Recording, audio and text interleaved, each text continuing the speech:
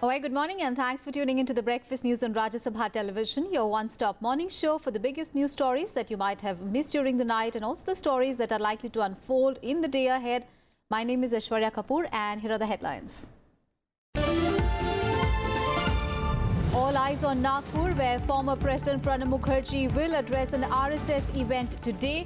Curiosity peaks about the speech over which many Congress leaders express disapproval. BJP says nothing wrong as RSS is a nationalist organization.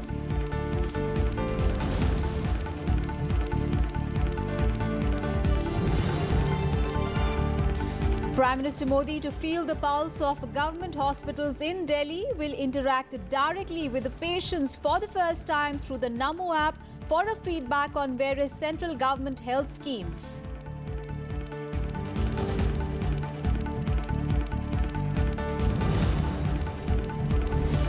Home Minister Rajnath Singh to review security situation in Jammu and Kashmir, who will decide on extending the Ramadan ceasefire beyond Eid in meetings with Governor and Chief Minister over the next 2 days.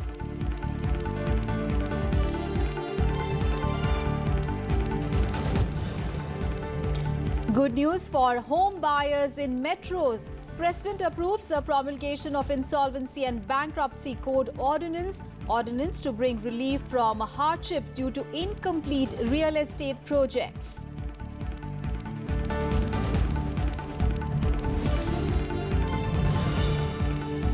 And the navies of India, Japan and the US to conduct this year's Malabar War Games in waters of Guam for the first time. Mega military exercise comes amid a growing Chinese assertiveness in the Indo-Pacific region.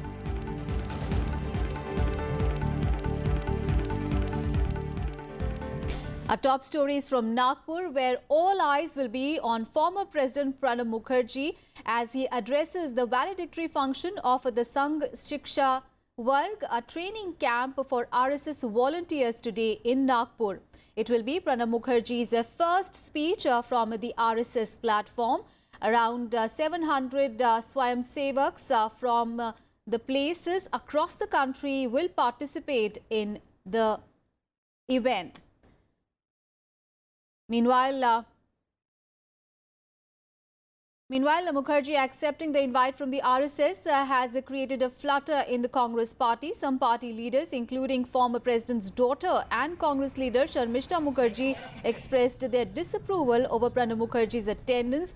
In a series of tweets, Sharmishta Mukherjee warned his father of consequences of attending RSS event. However, the RSS says that invited the former president in keeping with the tradition of calling eminent people to the annual event. BJP has said that there was nothing wrong in Pranab Mukherjee's addressing the function, as Sangh was a nationalist organization.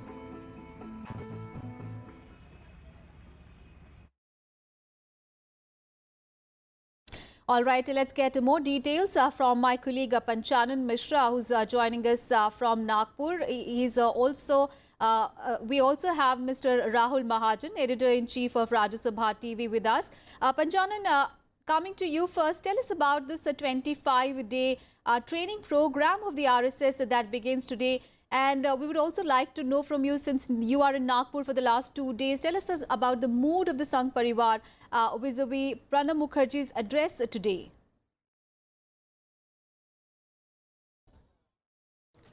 Aishwarya, you rightly said that all eyes are at Nagpur, and we are here at Nagpur, the Resham Bagh ground, and where the Sangh Shiksha Varg, the third-year convocation will be held.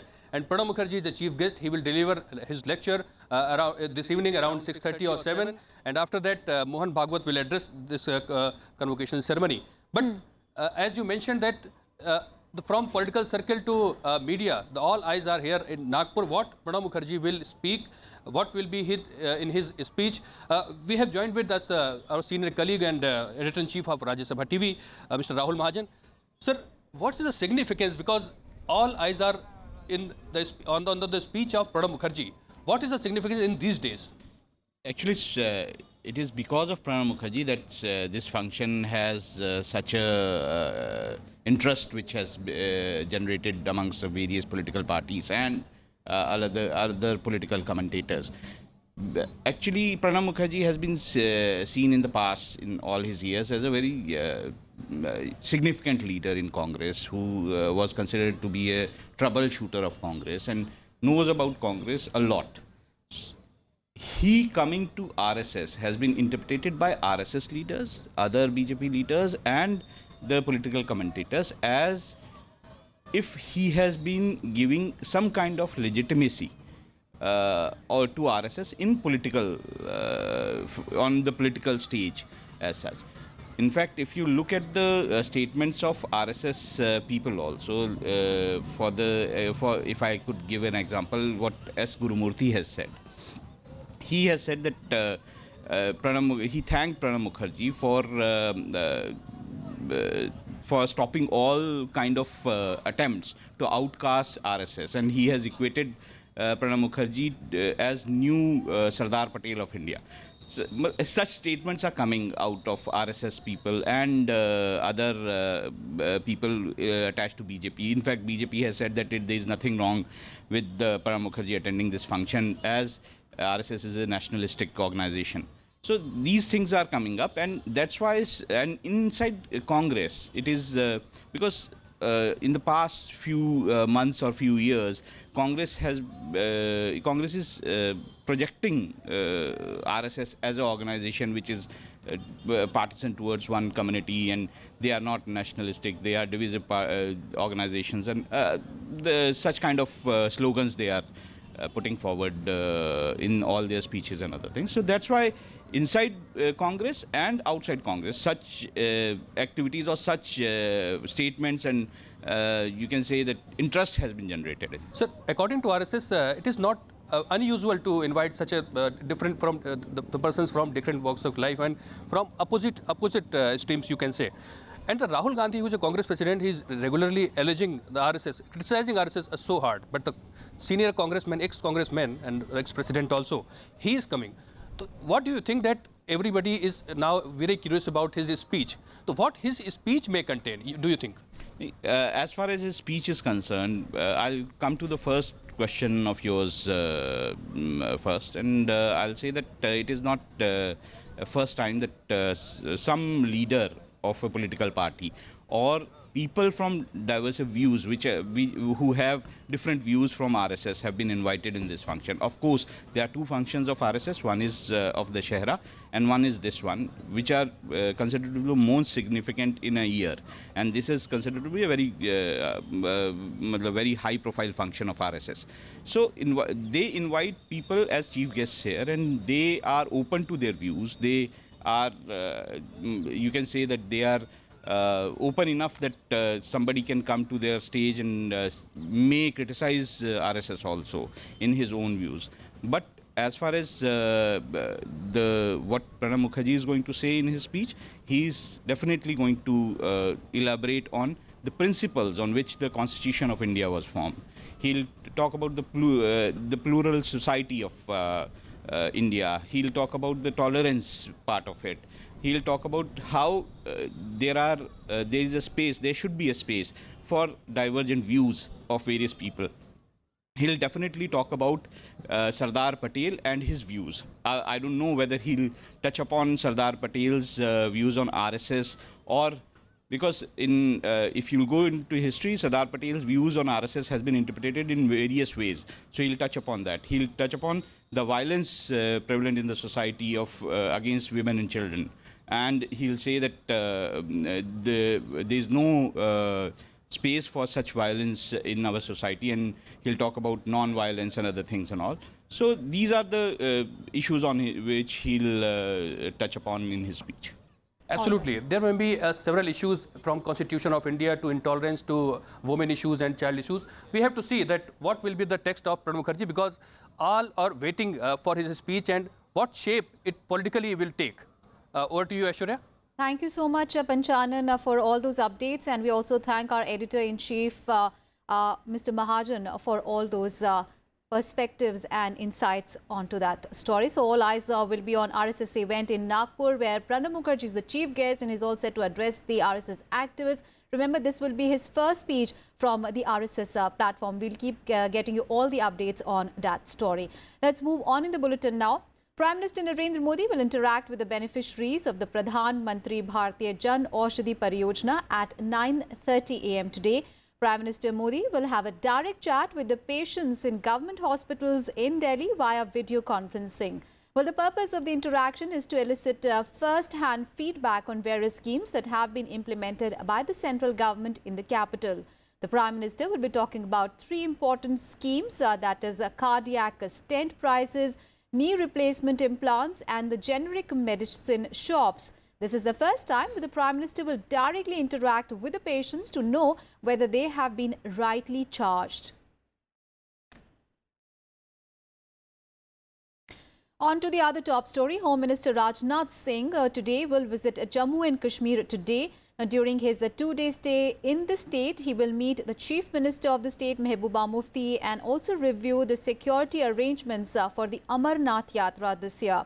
A decision on whether the centre will extend the time period of Ramadan unilateral ceasefire in the state is also expected to be taken by him.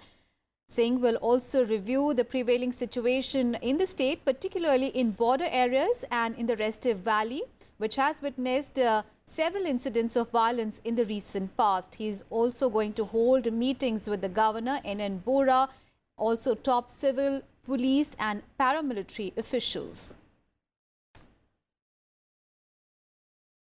And as part of his Sampark Se Samarthan invitation, BJP President Amit Shah will be in Chandigarh today to meet Akali Dal leader Prakash Singh Badal.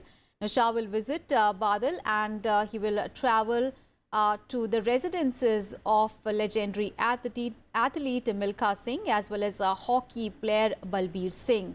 The BJP's Sampark Se Samarthan initiative is aimed at highlighting the achievements of the Modi government and soliciting support in the run-up to the 2019 general elections. Earlier, Shah had yesterday visited Mumbai and he had called on Shiv Sena Chief Uddhav Thackeray, Maharashtra Chief Minister Devendra Fadnavis and Uddhav Thackeray's son Aditya Thackeray were also present at the meeting, which lasted for about 2 hours. He also met with industrialist Ratan Tata and Bollywood actor Madhuri Dixit.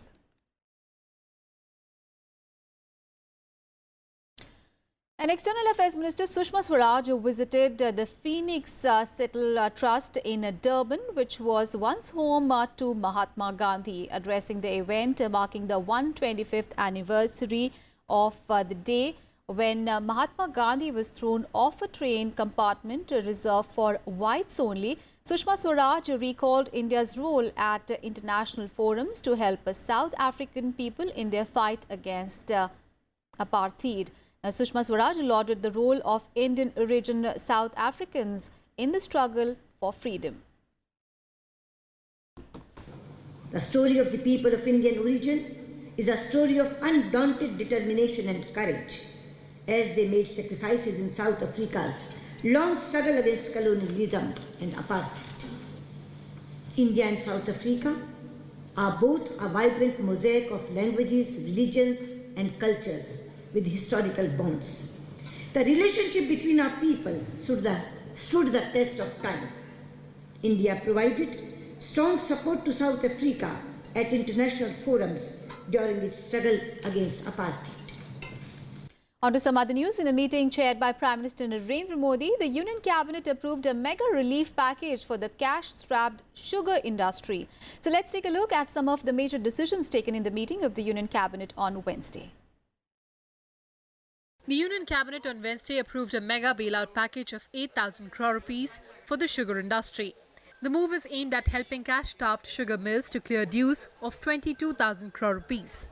चीनी रखने के एवज में भारत सरकार जो है चीनी मिल को 1150 करोड़ रुपया एक साल में देगी। 1175 रुपीज करोड़ रुपीज तो वो देगी।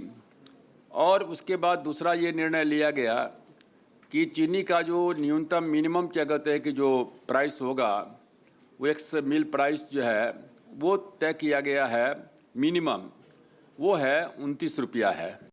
Mill owners are reportedly unable to make payments to cane growers due to a sharp fall in sugar prices after a record production of 31.6 million tons in 2017-18. The relief package includes creation of a buffer stock of 30 lakh metric tons of sugar for 1 year, enhancing ethanol production capacity with a soft loan of 4,500 crore rupees. The government has also fixed the minimum selling price of white or refined sugar at 29 rupees per kg. In a major boost to India's space program, the cabinet approved the funding of Geosynchronous Satellite Launch Vehicle or GSLV Mark III continuation program at an estimated cost of 4,338 crore rupees. The cabinet also approved the Polar Satellite Launch Vehicle continuation program and funding of 30 PSLV operational flights under the program.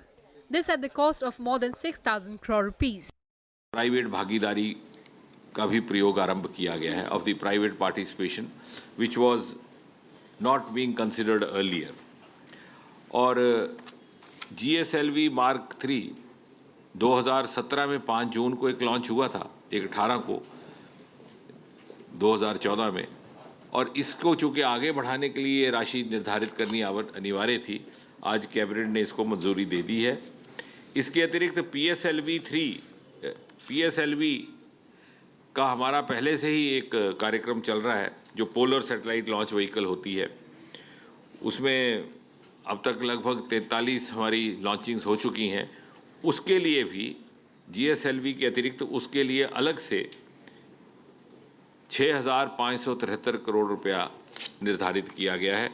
Besides this, the cabinet also cleared the construction of 9.9 kilometer long 6-lane bridge across the Ganga on NH96 in Allahabad. The bridge will be built at a cost of over 1,900 crore rupees. The cabinet also approved revision of wage structure and allowances of Grameen Dak Sevaks of the Department of Posts. Over 2,60,000 rural postal employees will benefit from the wage revision. Ravindra Singh Sharan's report for RSTV. And in a move to help ISRO launch light and heavyweight satellites, Union government has also approved the continuation of the Polar Satellite Launch Vehicle and Geosynchronous Satellite Launch Vehicle Mark III programs. The Union Cabinet, chaired by Prime Minister Narendra Modi, approved the program costing around 10,000 crore rupees, which will help ISRO build 40 satellites over the next 5 years. The cabinet also gave its nod for funding 30 PSLV operational flights under the program, which will be completed. And Petroleum Minister Dharmendra Pradhan has said that the centre is concerned about the rising oil prices. He added that the government is working on a long-term solution to contain hike in the prices of petroleum products in the country. Pointing out that the government was concerned about the recent rise in fuel prices pinching consumers, Petroleum Minister Dharmendra Pradhan has said efforts were on to work out a holistic solution to the problem. He also clarified that the government has no plan to review the system of pricing petrol and diesel on a daily basis based on their international benchmark rates. अभी तो price घटना शुरू हुआ है। ये घटना international price development के कारण हुई है।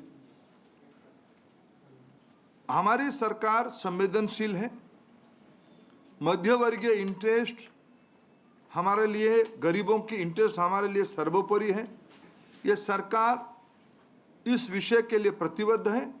पेट्रोलियम प्राइस लोगों को कष्ट ना दे, उसके लिए सरकार सारे काम करेगी। Pradhan further added that efforts are being made in GST Council to develop a consensus among states to bring petrol and diesel under the GST. GST लागू करने की जिम्मेवारी काउंसिल की है। काउंसिल कॉन्सेंसस करके क्या रेट ले आएगी, पहले तो लागू करें, फिर क्या रेट ले आएगी, काउंसिल की विषय है। The minister asserted that in the last 4 years, the government has allotted more than 1,200 petrol pumps to SC/ST community against 400 pumps before 2014. Pradhan stressed that upliftment of SC/ST communities is government's priority. पिछले 4 साल में 445 petrol pump इस वर्ग को दिया गया था, आज वो 1201 में पहुंची है। लगभग 3 गुना उसमें इंप्रूव हुई है।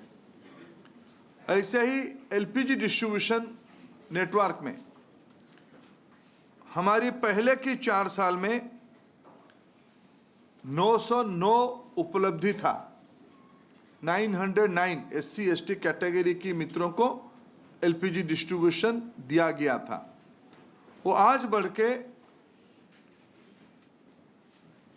1295 यानी 1295 लगभग 1300। The major trigger that increased crude prices was US President Donald Trump's decision to withdraw from the Iran nuclear deal.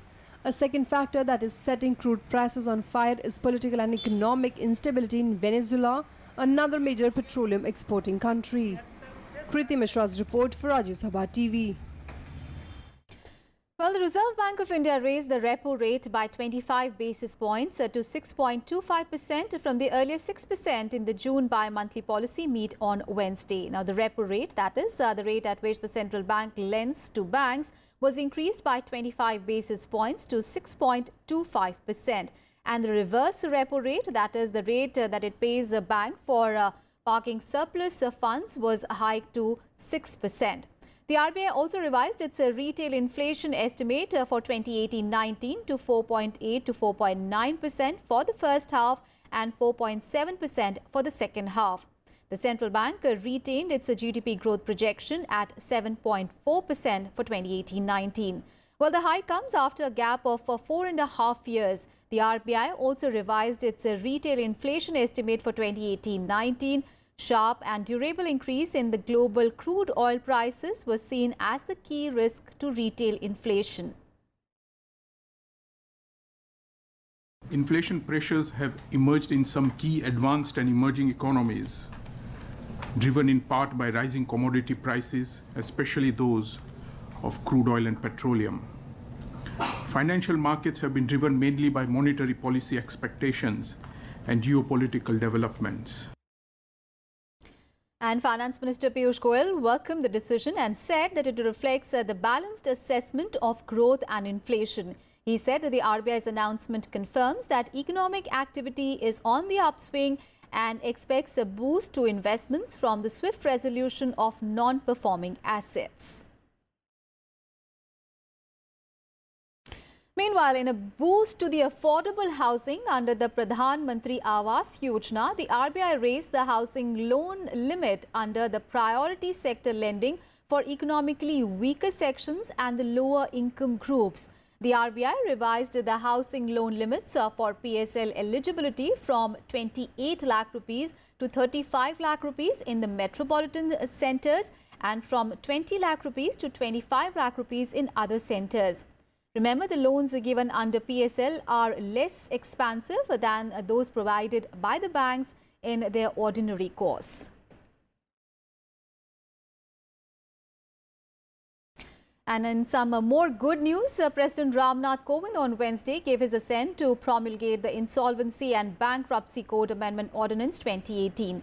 Now, this move will provide relief for home buyers who are facing hardships due to incomplete real estate projects. The ordinance proposes to classify home buyers as financial creditors at par with the lenders to help them swiftly get refunds from the defaulting real estate companies.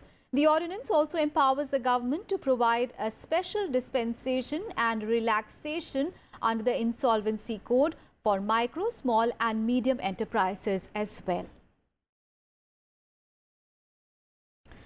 The World Bank has forecast a growth rate of 7.3% for India this year and 7.5% for the next 2 years, making it the fastest growing country amid major emerging economies. In its June 2018 edition of the Global Economic Prospect Report, the World Bank said that the growth projections reflects robust private consumption and strengthening of investment attributed to the major economic reforms and fiscal measures undertaken by the government. The global economic picture painted by the bank is not as rosy as it is for India, because it expects the global growth rate to go down to 3% in 2019 and 2.9% in 2020. And India has reportedly registered a significant decline in the maternal mortality ratio. This is good news. And accordingly to the sample registration system bulletin, which was released on Wednesday, the country has recorded a 22% reduction in such deaths since 2013. Now, according to the special bulletin, the MMR has declined from 167 in 2011-2013 to 130 in 2014 to 2016. Now, the decline has been most significant in empowered action group states from 246 to 188. Among the south of the country states, the decline has been from 93 to 77, and in the other states from 115 to 93. Remember, MMR is defined as the proportion of maternal deaths per 1 lakh live births. Health Minister JP Nadda thanked Prime Minister Modi for his visionary leadership and continued support that have tremendously helped in achieving this milestone. News from the national capital now. The Delhi Assembly will today continue to discuss the issue of a full statehood to the national capital. On Wednesday, on the first day of the three-day session of the Delhi Assembly, Delhi Deputy Chief Minister Manish Sisodia tabled a government resolution seeking full statehood status for Delhi. Now, asserting that a full statehood could result in improvement in law and order and the safety of citizens, Sisodia asserted that developmental projects are always halted due to the interference of the central government and the Lieutenant Governor. The BJP meanwhile hit out at the Aam Aadmi Party, saying that the government in Delhi has failed. देश की economy में योगदान देते हैं, income tax भी देते हैं, sale tax भी देते हैं, जीएसटी भी देते हैं। उन सब लोगों के लिए दिल्ली की चुनी हुई सरकार अगर कोई काम करना चाहती है तो उसमें सबसे पहले केंद्र सरकार के एलजी साहब रोड़ा अटकाते हैं। इसलिए आज दिल्ली विधानसभा में दिल्ली सरकार की ओर से प्रस्ताव आया है कि दिल्ली को पूर्ण राज्य का दर्जा दिया जाए और आने वाले समय में इस प्रस्ताव को पास करके मैं चाहूंगा कि केंद्र सरकार के पास भी भेजा जाए और दिल्ली के लोगों के बीच भी इसको लेके जाया जाए। आम आदमी पार्टी की सरकार पूरी तरह फेल हो गई है और अपनी विफलताओं को छुपाने के लिए ये ठीकरा कहीं और फोड़कर अपनी जिम्मेदारी से बचना चाहते हैं और यही कारण है कि सरकार इस सत्र के माध्यम से सिर्फ एक्सक्यूज दे रही है। Let's get you all the weather updates now. The Met Department has issued an extremely heavy rainfall alert for Mumbai from 9th of June to 11th of June. Heavy to very heavy rainfall is also forecast in the central Maharashtra region for today and tomorrow, as well as heavy showers in some parts of Marathwada and Vidarbha regions. Meanwhile, coastal Karnataka will continue to receive heavy rainfall till 10th of June as southwest monsoon continues to prevail in the south of the country. Meanwhile, in North India, 3 persons were killed due to dust storms and rain in Rajasthan, and 2 more died in a lightning-related incident in Himachal Pradesh.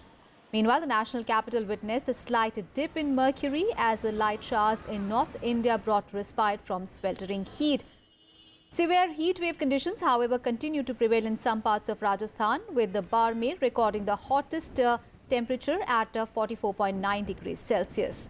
Let's take a look at all of the weather updates and heat wave conditions from across the country.